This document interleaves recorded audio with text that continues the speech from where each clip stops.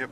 Hi, David Kralik here from Silicon Valley, and we're hosting a couple members of Congress out here in the Valley. We're visiting YouTube and Facebook and Google, and as we're driving along 101 South, I just happened to notice something very interesting. Let me show you.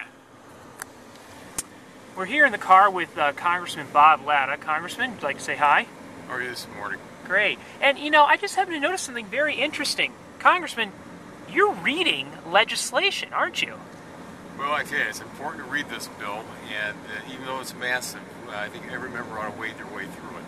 Really? And I'm sorry, I didn't catch up. What legislation are you reading right now? This is the health care bill, and you know, I think if you go anywhere in the United States, I don't care what coffee shop or what meeting you go to, you'll have people talking about this bill, and they're very concerned about it.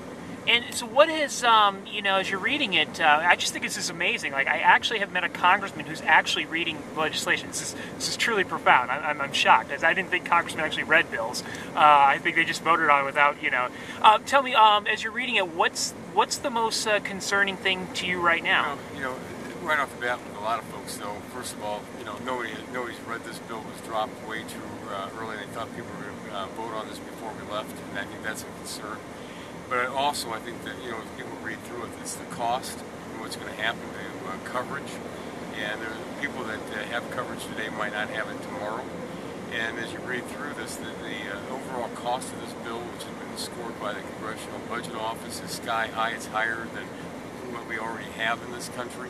So, you know, the provision right here, we're talking under this one on startup funding, that the government is going to put in over $2 billion. And then also to make sure that there's, according to this, after within 90 days, to cover costs up to 90 days worth of claims and have those covered into a reserve.